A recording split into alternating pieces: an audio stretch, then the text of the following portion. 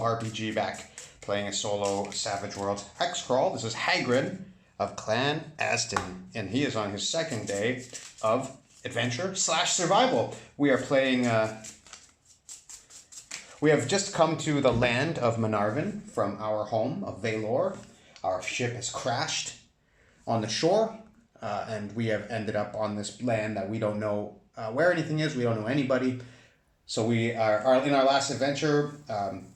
We discovered the Eye, which is an entrance into what turned out to be a gigantic dungeon. This is one of the entrances. The second entrance is in the body here. And then this is the head. So this dungeon is about 18 miles long, give or take. It was overrun by monsters. And this is a hut that Hagren discovered, which he reckons they used as a kind of a watch outpost that protects whatever might be around here from the monsters in the dungeon. Although it is abandoned for now, there were rations and resources inside, so he has claimed he has had dinner and a nice breakfast. So he is carrying a longsword, a satchel, a torch, and 2 gold coins, and that's all we have. But we have eaten today, so we'll have to find some more food by nightfall. Hagren steps out of the hut and he stretches. And we will check the weather. It is the first month of summer at the moment, so we are going to roll on our weather table. It was very hot yesterday, which makes travel a little slower. And let's just dump our dice out. Travel a little slower and fatigue more possible, but let's see what we have today. So we're going to roll a 2d6. It's 9, so it is pleasantly sunny. A beautiful morning, Hagren says as he stretches, and he's rubbing his arm from a fight with a giant bird he had yesterday, and he taps his sword belt and he says, "Well, I hope we don't need you today. Now," and he rubs his eyes, adjusting to the sun, and he decides that let's see if there's anything out here. Let's do our Christmas vacation playing cards. So we're playing Savage Worlds. Every time we need to check for an encounter, we are going to flip the top card of the deck, and if it is a face card, we are going to roll something that we discover. So let's take a look here. Leave that there for now. An 8, so nothing. There's nothing different about it from yesterday to today. And so he knows that the dungeon is this way, and he wants to get far away from that. Now, Hagren is impulsive and stubborn, and he likes to leap into danger head first, but not a giant-infested, monster-reddened dungeon. His main concern now is finding some kind of civilization so he can get equipped. He had leather armor, but he lost it in a boat crash, so he has no shirt or anything right now, just a giant sword and a light pair of trousers, I guess. So he's not walking around in his loincloth. Anyway, we're going to travel northwest here, away from the dungeon. Now, this is a plains and forest region, so most chance of it being a plains with a small chance of being a forest, and on an extreme result, when we ask the Oracle, we're going to find something, which we did a couple of times last time. So 7, it is very likely that it is more plains, and then the rest of the result's going to be a forest, unless we roll an extreme result. Okay, so this is a 61, so it is another hex of plains, which is good, because that means it's easy to travel through for us. So we are going to draw in plains, and we're going to see if we didn't get any crazy results, so it's not going to be another region, so or another gigantic piece of dungeon or something like that. But we are going to flip a card to see if we encounter anything. No, we don't. So we are going to continue traveling. So we are here. Let's keep heading this way and perhaps enter a new hex, which may have different features. Okay, so this will be the last. Oh, well, I don't know. Let's ask the Oracle. Is this a plains? Again, 75% chance. A 0-7. So it is another extreme result. That means, yes, it is a plains. But there is going to be something here in this square as we go. We're going to have to leave this hex and go into a new sheet. Okay, so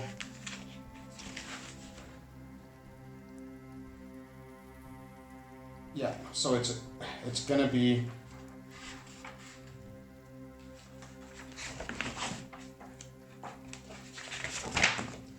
maybe it's something that Well, what we're going to do is we're going to roll on this chart with names, which is how we got our dungeon, the eye last time, and the hut.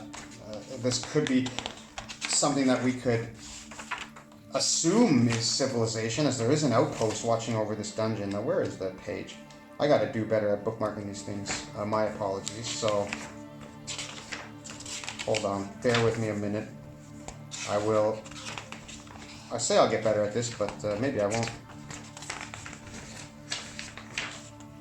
I'm loath to edit any of this stuff out just because it's such a real pain. Okay, so should we roll for a random region or a random place? I mean, we know the region is like the foothills of the endless gold. I mean, what would that be? It's just looking for examples here of what these. A quagmire of impassable peril. That would be great. Random place, camps, ditches, falls, a gate, grove, a hill. Okay, we're gonna do a place. We're looking for something that could be civilization. We want to interact with somebody today, if we can. Well, let's see. We don't know. We have a 16 cliff. Okay, it's a cliff. Oh wait, sorry. We have to roll a d12. We'll keep the 16. So 10. So the naming convention is place of the adjective noun. So the cliff, 18. Cliff of the clouded, 87.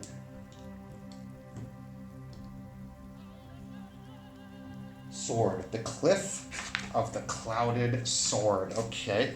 So I'm going to say he walks into here and it is like a steep drop. And let's see, let's just do 87. So it's like an 80-foot or a 90-foot drop. It just drops straight down like a sword's blade. And you can't see it. That's why it's clouded. So he is going to make maybe a smart or an agility check, I guess.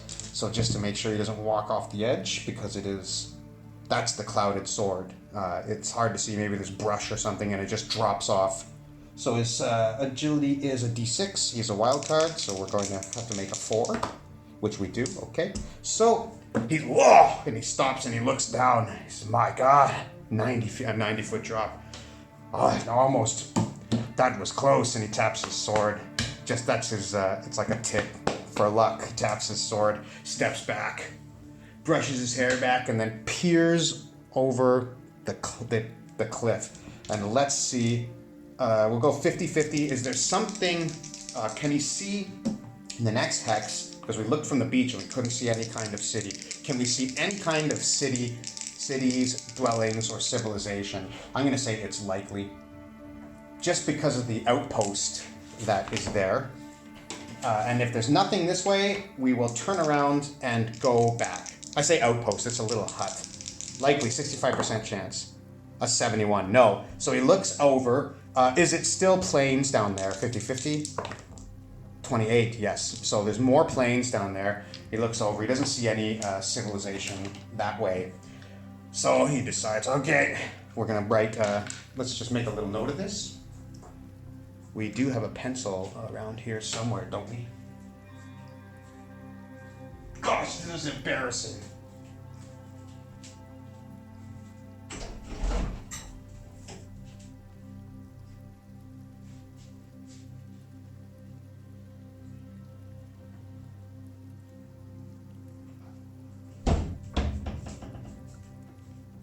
Okay, back with a pencil. So we're going to write a C.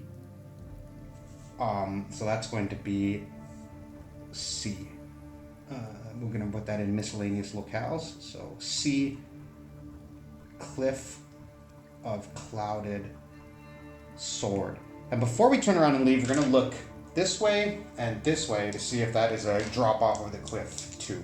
So I'm going to say it's likely that this is just a giant, like a giant drop down for either of these. So here, 65%. Yes, and here, a 4. Okay, so that's an extreme result. So it's even worse. The drop is even worse here, and it's rocky. and dangerous.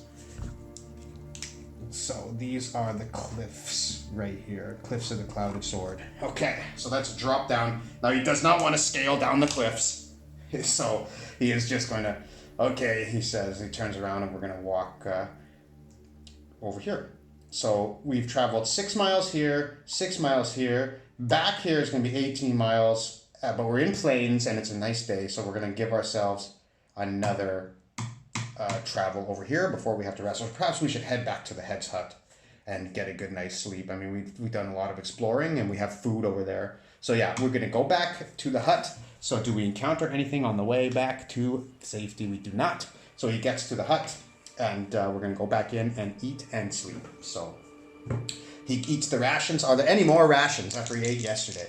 I'm going to say likely, very likely, just because this is an outpost. I keep saying outpost. Well, I guess it is. And they would be stocked. Okay, 10. So that's a 1. So it's extremely well stocked. So it's stocked for a while. Now, he decided that he doesn't want to take the food with him when he goes.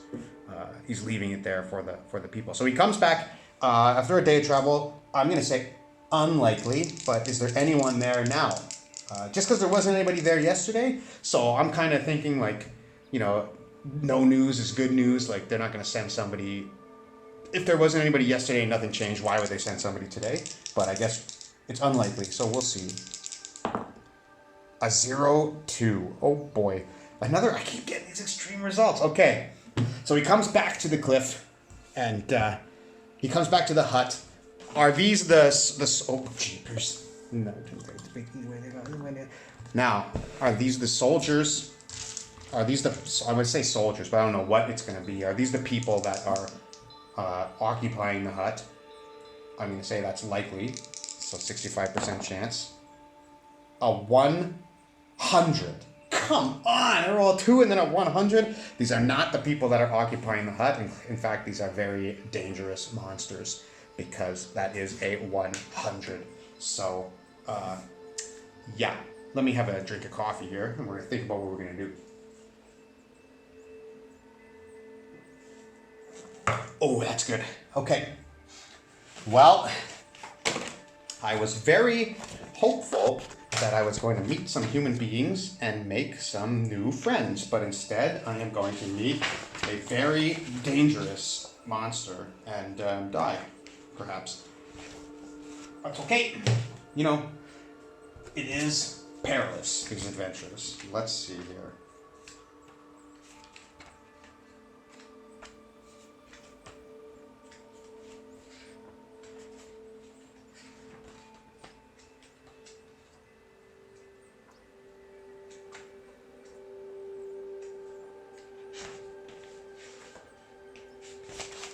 Sorry, yep, I got the creature table ready here, so just like last time. And these are dangerous, so we're going to automatically put it to... I don't know if I like this list particularly, but this is what I have right now. We're going to automatically put it to unusual, so not something common, uncommon. Airborne, uncommon, rare. Like slimes and stuff? I don't want to fight a slime. That's kind of weird. Plants? I don't want to fight plants. Let's... Could be lizard folk, bird folk, ogres and trolls, cyclops and giants. That would all be okay. So let's make hawk. Like that's... Oh, that's not... Oh, these are humanoids and monsters. Well... Let's roll. Is it a humanoid or a monster? I guess we'll go 50-50. Let's just see what comes up. No, you... Okay, a 50, exactly. So that'll be humanoid. And we'll roll 1d12 and just see. It is a 12. It's a cyclops. Okay. Okay. Yeah. Okay. So Hagren is coming up to the hut. He's been traveling all day. It's nighttime now. And he's kind of whistling a jaunty tune. Because it is a beautiful day. When he comes up, he sees a cyclops in his way, blocking his path. Okay, here we are. So we're approaching the hut. Do we notice the cyclops? It is night. I never said that we struck a torch. So it's unlikely that we notice him. I'm going to say that until we get up there, I'm going to say that that's a -2. And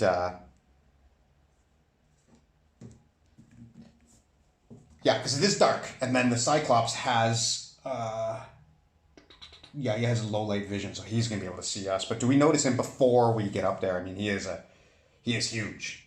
He's 9 feet tall, and I assume he's walking around making a lot of sound. So there is a chance. -2. Our notice is d6. So we'll roll these 2d6s, and we need a 6. So let's do it to it. We'll roll over here. There, we got the 6. So we do notice the Cyclops. Oh, God's alive, Hagren says to himself. Does the Cyclops notice us? Well, hold on. So God's alive, Hagren says, and he's thinking about what he's going to do. Does the Cyclops notice us? We'll say 50-50, and then he's going to have no time to talk to himself. He does. So God's alive, he says, and the Cyclops stands up, and then we just start rushing towards each other. So he pulls his sword out, and yeah, so the Cyclops is going to be a wild card because I rolled it. It is a 12. He's a very dangerous. Well, let's see. I'm going to say it's very likely that this Cyclops is a wild card, so 75% chance. A 0-1. Okay. Yeah, so we're going to have a wild card. He's going to have 2 bennies and 3 wounds. So this is going to be a fight to the death. But this is going to, this is what we're here for. So what is he doing at this hut? Well, we're going to have to find out by investigating that later. So let's see. We're going to each take an initiative. Me first, then the Cyclops. So we take a queen. Nice. And the Cyclops has a queen. Now, I don't know if hearts or spades. I think spades is better, so he's going to go first. Clark, did I break wind? Okay, so the Cyclops moves. Okay, intimidation, fighting, survival. Let's take a look at what he's got. He has a sweep. That's not going to help us. He's alert. Well, we notice each other anyway, so that's okay. Toughness 10. Parry 5. That's not very much parry, so getting wounds on him should be all right. Let's see. His move. His pace is 6, so 6 inches. We have a ruler. Yeah. So he's just going to come right for us. He's a Cyclops, so. He says, and he's got this big bone club there. Are they human bones? I don't want to know. I hope he just kills me, then I don't have to deal with the horrors of being alive in this world anymore. Oh, does he have anything that he can do? It's a shooting range. Heavy crossbow, shooting. Is a heavy crossbow? I'm not going to say he's equipped with a heavy crossbow. Let's say he might throw something at us, so... He doesn't need a great axe? He has a great axe? Okay, so he pulls his axe out, and he moves towards us. And let's give him... if he does a multi-action, he gets a -2, is that right? So he'll do another move, and then -2, he swings his great axe down at us, and we brace ourselves with 2 hands on our blade to parry this blow. I can't believe he got a queen as well. So this is going to be a -2 for him, and he has a fight skill of 8, d8. So he rolls a d8 and a d6 because he is a wild card, and he's going to need, our parry is 6, so he's going to need a 6, -2. And so he misses. So we block with our sword, and we pull our sword back, and we slice at his great axe arm. I'm not actually making a called shot, just to make it a little more theatrical here. So our fight is a d8, and we are not going to take a -2, so d8 plus d6, and his parry is only 5, so our hits are going to get through, but his toughness is, excuse me, his toughness is 10. So it's going to be hard to wound him. We got to wound him 3 times because he's a wild card. That's a 7, so that's going to get through, but not with a raise, unfortunately, which would give us an additional d6 on our damage. But we have strength plus a d8, and our strength is a d8, I believe. So 2 d8s, and we need to make a 12, which is a lot. Jeez, that's going to be hard to do. Okay, 2 d8s here. 8, 9, 10, 11, 12, 13. Yes, okay, so we hack him in the arm, and it busts open, and he's bleeding, and his great axe arm. But he has a... he steals himself, and he's going to try to soak the wound by spending one of his 2 bennies. So he will try and soak the wound. He has a Spirit of D6, playing his wild card, so he needs to roll just a 4. And he does, with an explosion. So he's no longer shaken, he has no wound, and he won't be shaken. So that's it. Then we back up, and we're circling each other now, and I got the first blow in. So I'm like, let's see what you got, big man. For me, a 7. For him, a jack. Okay, so he does. I don't think he understands what I said, but he understands the tone. So he heaves his great axe over his head and brings it down again. And he is going to, no more -2 for him. So it's his fighting was D8, was it not? Yeah, D8 plus a D6. And he needs to make a 6, which shouldn't be too difficult for him. And you know what? I hope he does. I hope he gets us, because we're going to go absolutely crazy if he draws blood from us. Let's see what happens here. He hits with an explosion. That's an 11, which is 4 over our toughness. Now I am not happy with that, and I wish that that didn't happen, because he's going to get an extra D6 on his damage, and he has a massive strength. So his strength is got to be D8, yeah? His strength is D12 plus 1. Holy smokes. And that is Great Axe plus D10. This is, could be the death of me. 5, 9, 11. So that's not so bad. Over my toughness with a raise, so that's going to be 2 wounds on me. Dang. But I'm going to soak 1. So I'm shaken and I'm wounded. So he brings his axe down. I try to block it. I get a glancing block, and then it goes into my arm, and I'm busted open in the same spot that he's busted open. And I continue to soak. Now he's giving us chase, but we steel ourselves now, gritting our teeth and making our spirit roll, spending one of our bennies. So we're down to 3, and we have D6 spirit. It's the first time we've been hit. Now we can only soak 1 of these 2 wounds. Which we do with an explosion. So 15. I don't think there's anything that we can. I don't think you can go beyond soaking just 1. So we are wounded, but we are no longer shaken.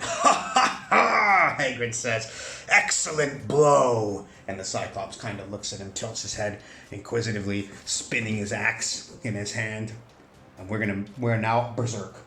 So we have a wound. We have nerves of steel. So we do not suffer the -1 to our rolls when we're wounded. And we have +1 strength and +2 toughness. So our toughness becomes 9. And we have wild attack, which means we add +2 to all of our attacks, but we are vulnerable. So we have he has +2 when he hits us. So let's make sure we hit him this time and next time. So now we swing our sword at him, aiming for the leg this time, trying to hobble him. So our fight of D8, our wild dice, and this is going to be +2 to our roll because of our berserk. +1 strength, yeah. Okay, we have an 8, that's going to explode, and a 1, a 9. Oh, an 11. So that is good enough to beat his parry with a raise. That means we get a D, because his parry is only 5, we get a D6 damage bonus. So we get strength of +1. So our strength is D8, and that'll be +1. And our longsword gives us a D8 as well. And so here we go. Strength +1. So a total of, oh my god, 3, 4, 5 +1 is 6. With all those dice, I'm going to use a Benny to re-roll it. So we're going to go down to 2 Bennies and re-roll our damage, because that roll sucked. Whoa! Yahtzee! 8 + 8 + 6. And they're all wild, so that's 8, 16, 24, and another 8, so 32, 36, 38, 40. So we go for his leg, and we just cut right through his leg. And the Cyclops, there's no way he's coming back from this, so the Cyclops, his eyes widen, and he lets out as he hobbles, he falls down to 1 knee. Because he only has 1 knee left, and then he collapses over. He's screaming in pain. And, Hagren is like, oh, Lord, what? And he's looking at his sword like he didn't even expect that to happen. It was basically the luckiest blow that you could imagine. He can't believe it. And he's looking at the sword, and he's a little confused, but he says, oh. Then he looks at the Cyclops and says, my friend. He goes to his knees. He says, "You fought well, and you drew blood. I grant you peace." And he cuts his throat, and he thanks him, and he spins his blade, wipes it on the grass, spins his blade, puts it back in its sheath, and he says, "Okay, anyone else out here?" He says. He's calling out. Does anybody answer? Let's say it's impossible, but I mean, the way we're rolling, I mean, maybe we'll get it. Because maybe somebody was hiding from the cyclops. We'll say it's nearly impossible, so 15% chance. "Anyone else out here?" he yells. No, he doesn't get a response. "Well, all right then." And he heads in. So well, we're going to search the cyclops, I guess, and see what he's got on him. He's got to have some kind of treasure, right? Does he have anything on him? I'll say it's likely. He's a cyclops, so 65% chance. 74. No, so we search him. He doesn't have anything that we could use. Maybe he's got some bones or other things that cyclops like, whatever they like. And then Hagrid goes in. "Okay, then. I hope I don't need you tomorrow," he says to his sword. And then he calls out to his brother, "Hurston, that's another one for the good guys," he says. And he goes in and he says, "I couldn't have done it without you watching over me." And he cooks up some more of the rations inside, a rasher of bacon and whatever else they have, some potatoes maybe, over the fire. And he's singing himself a song. And then his head hits the pillow and he falls asleep. And we'll be ready to go out again in the morning. Maybe, and a long night's sleep. And he wakes up feeling refreshed. Let's just see. Yeah, okay, so nothing has happened in the middle of the night. So we're going to come out in the morning, stretching and yawning. After, let's roll on the weather table here. So we have 7. And on the wrong side of this. Am I? Oh, there it is. It is clear and hot. So, yeah, a little more sunny today than it was yesterday, but it shouldn't be enough to impede our travels. Should we be traveling today? Hagrid steps out and he looks at the cyclops. "Good morning, my friend." And he kind of looking around for somewhere to bury him, but there is nothing, nowhere. So let's make a strength check, see if we can move him here. We have die 8. Yeah, so he just kind of drags him over here, and he notices the bone that the cyclops was holding when we met him. And it's just occurred to me that we searched inside the hut for humans, but we did not search outside the hut for signs of people that have been here. Hagrid is not the brightest of bulbs, but kind of now he sees the bone. Let's see if we can make anything in this bone. He's going to make a survival check, D4 plus D6. You can't make anything of the bone, so we don't know if that's human or not. Kind of could be a femur of an animal, and so he just shrugs it off.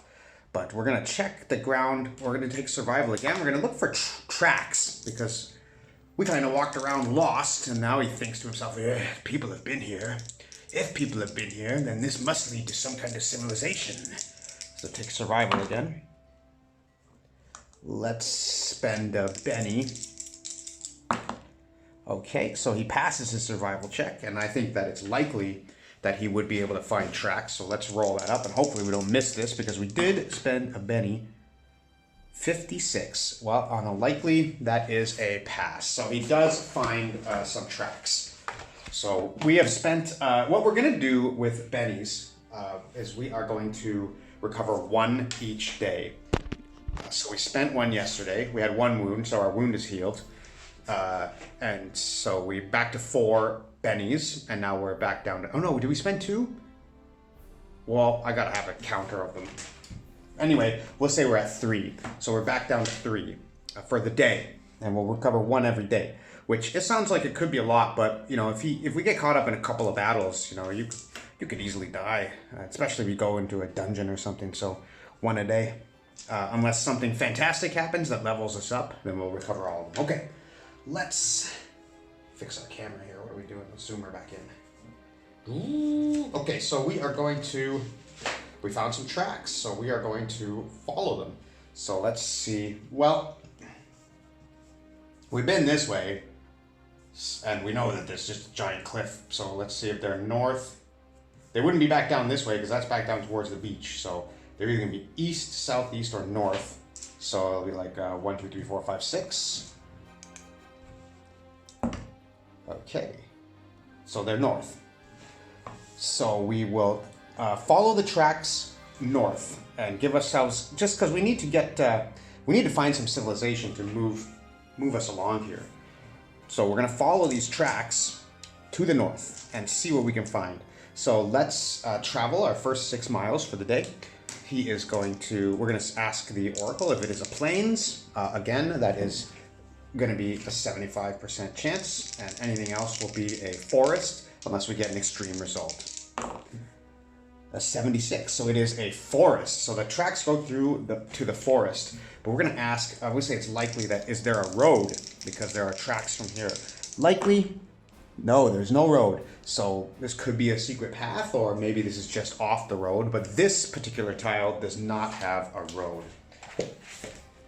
Oh, excuse me. Gotta keep knocking that thing. Gonna have to find a better thing to do. So that is forest. Let's move it this way, out of my way. Okay, bear with me here, folks. I'm still getting my bearings. So that is a forest, and now let's check.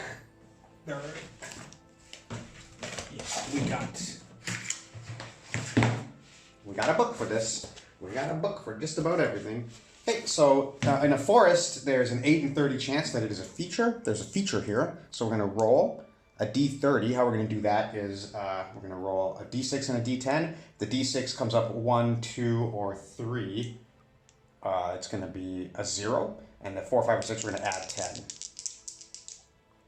Sorry, d20. There we go. That's better. So it is an 8. So there is a feature. Yes. So let's roll it up. A d30 again. Okay, so that is an 18. There is a pond. Okay, so we come across, we're going to the forest and we come across a pond. Here will be our pond. Now, is there anything at this pond? No. Okay, now we're going to check survival again and to see if we can find tracks. So a d6 and a d4. If we can keep on the tracks. We're tracking now. Yeah, we pass, so we'll follow the tracks. I'm going to say that it's nearly certain that there are still tracks, but it's possible that they stopped. A 0-6, okay, so that's an extreme hit. So not only are there tracks, but they're very clear, and now we can see how many sets of tracks that there are. So let's say a d6. 1. So it's just one guy, but we can see what kind of make and model shoes that he's wearing, which is how they caught the Night Stalker. Okay, so we're walking along the pond following the tracks. Do we see a road? Let's leave that 50-50 as we come into the next tile. Okay, so is this a plains? Again, nearly certain. Oop, that's going to be an extreme result again. I just hit these things all. Actually not. It's a 100, which makes it an extreme result in the other direction, which would be something like a swamp or a desert or mountains or hills. So let's say, well, it would be impossible for a desert to be here, I think. So hills, mountains, or a swamp. 1, 2, 3, 4, 5, 6. It is a swamp, so it leads into a swamp. Wow, the tracks lead into a swamp. Okay, interesting. Let's see if I have anything swampy.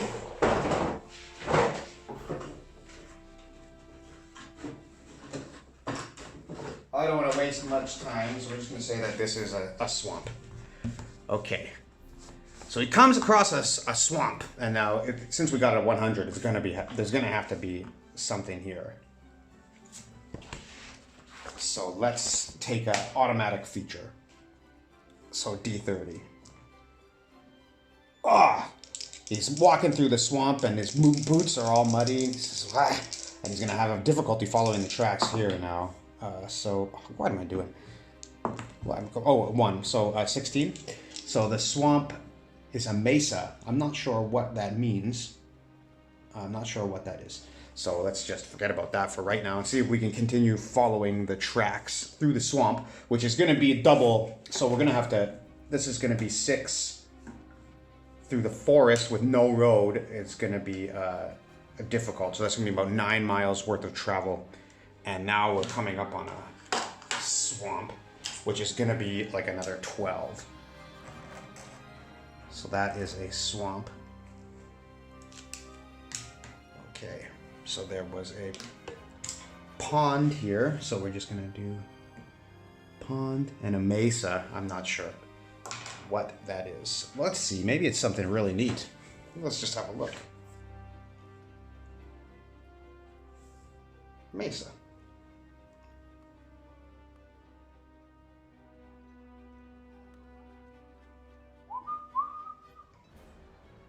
There's a city named Mesa. Mesa is a flat-topped mountain or hill. It's a wide, flat, elevated landform with steep sides. Mesa. Okay, let's take a look at what that would look like. I think it's actually pretty cool.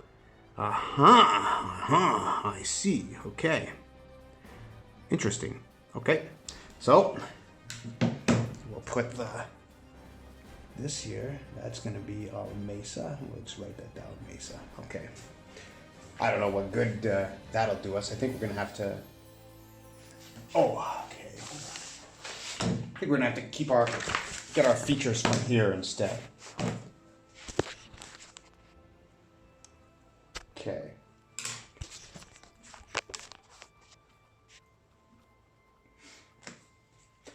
Let's roll something for that swamp. 100.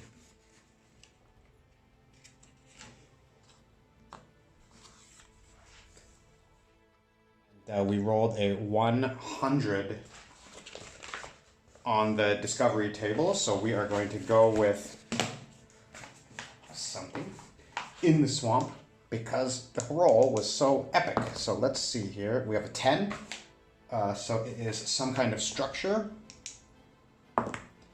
and a 6. Burial ground, religious. So let's roll it again. A 2.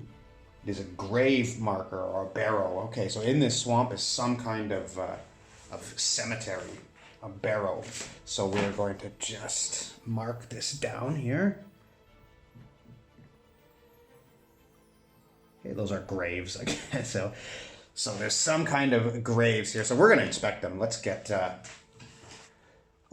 excuse me. Let's see if first there's any kind of encounter here in this cemetery. There is... Okay, hold on.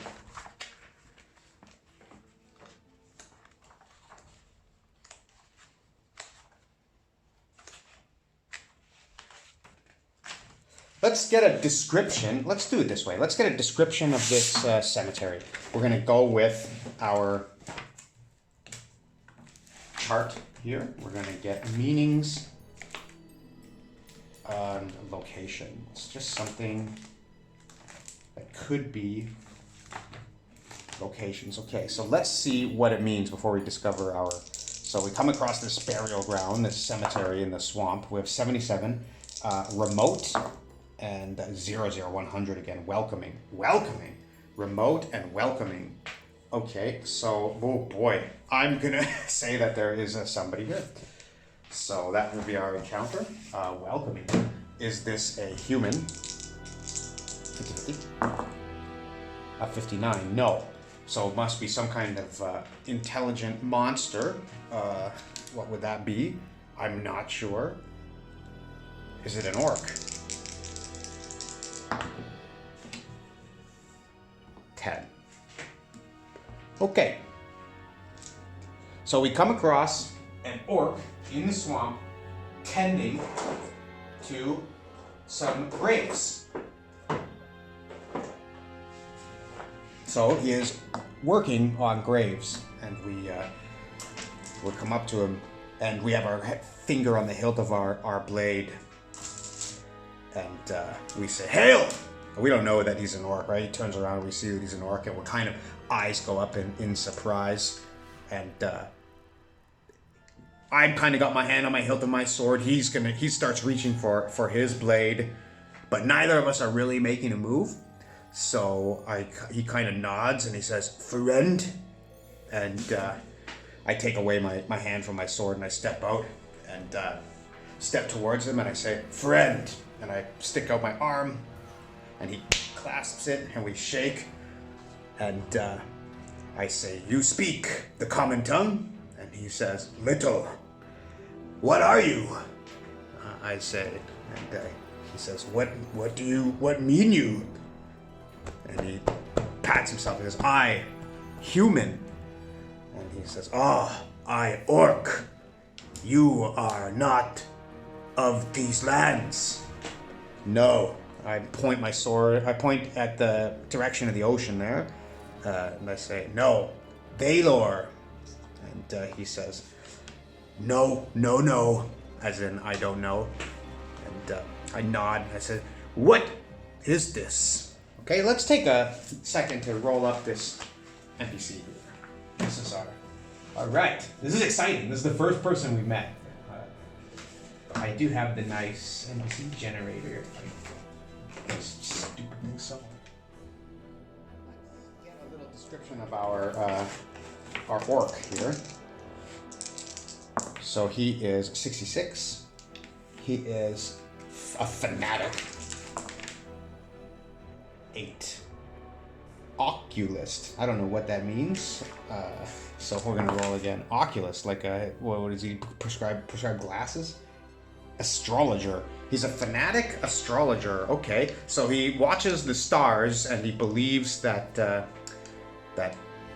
he believes like, what is it, like horoscopes, that you could tell the future based on the position of the stars in the sky. That is the kind of guy he is. Power level 41. He is comparable to us. So, and his motivation here. Let's get 81. Manage 54.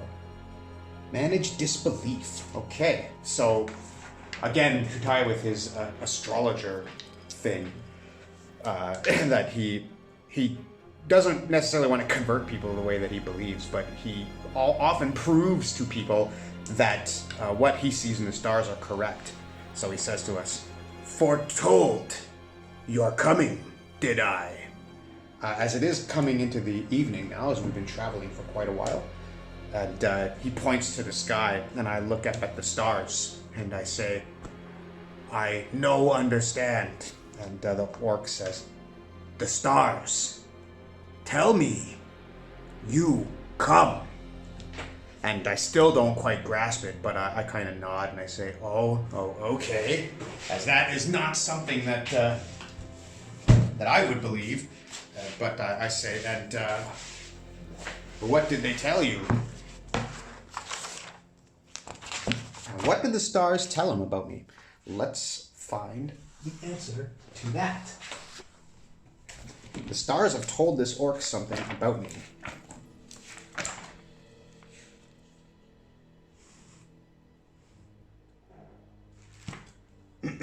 Okay, let's see here.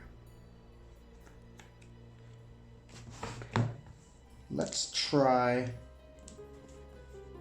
I'm not sure. Let's just try characters. No, let's try. We want to get some meaning here. We're going to roll on this table to see what the stars have told him about the meeting, or me, or whatever he's read. 45, we have grateful, and 41, and hard. Gratefully hard. Gratefully hard. He told me that your travels, the stars told me that your travel would be difficult, but that you would come. And we would be grateful because you would be helping us. Yes, that's it. So the stars told him that a traveler would come, his travels would be difficult, but in the end, that the orcs would be grateful that he has come. And Hagren kind of looks at him and says, what is your name, friend? So we are going to get... So I met orcs. I don't know. I thought I was going to a human city, but you never know exactly what is going to happen in these games. Let's get an orc here. Orc name, 32. So he says, Hogar. I, Hogar. Hagren, Hagren says, and they clasp each other on the shoulder. So let's put down Hogar in our adventure threads list. Okay. The stars have foretold my coming. The orcs will be grateful at our coming, but the quest will be difficult. What could it mean? What does it all mean? Well, even the orc doesn't know. There we are. Oh, jeepers, I forgot the name already. I should have written it down first. Sometimes I'm so foolish. That was a 32. Hogar. All right. Well, Hogar, I say, I don't know what it is that you need help with. Could it be? And I tell him about the hut. I tell him about the cyclops. And Hogar says, yes, very dangerous, this area. You see? And he points to the graves. Many have died trying to cleanse the evil of this land. And Hagren says, well, yes, I can see that this is a very dangerous place. I've been here for 3 days, and I've had 2 monumental fights. And he says, oh, you have fought. And he notices our arm, and he says, you are wounded. And Hagrid says, it's not so bad. It's not so bad. Creature with 1 eye accosted me. 1 eye. You speak of the cyclops. And Hagrid says, okay, well, we don't have these creatures in our lands. But, yeah, I did come across one at the dwelling. And we had a vicious battle. I was the victor. And the orc says, you slay Cyclops? By yourself? Alone? And Hagrid says, yeah, yes, well, I wasn't alone. And he taps his blade, and he says, and the spirit of my brother is always with me. And Hogar says, no, it cannot be. 1 man could not. And Hagrid says, well, I swung my sword, and his leg came off. He felled him like a tree. And he says, the body is over there if you wish to see for yourself. And Hogar's taken aback. He says, Hogar believes you. Hogar believes you, as it is foretold in the stars. Come with me. Where are we going, Hogar? I have need of provisions. And Hogar says, I will bring you to my home. Does he live with humans? It seems like, since he speaks English, I'm going to say it is likely that he lives with humans, but maybe he's from an orc community. But since his English is so good, maybe he's from a human town. He is from a human town. Okay, so he says, follow me. I will take you to my home. And so we trek. Let's just pick a spot on the sheet here. Can't be too far off. Many things I have to show you, Hogar tells us. Many things I have to tell you. And Hagrid says, I'm hungry. Always hungry. Okay, we are going to just say the town is in the next hex here. So we don't have to open up we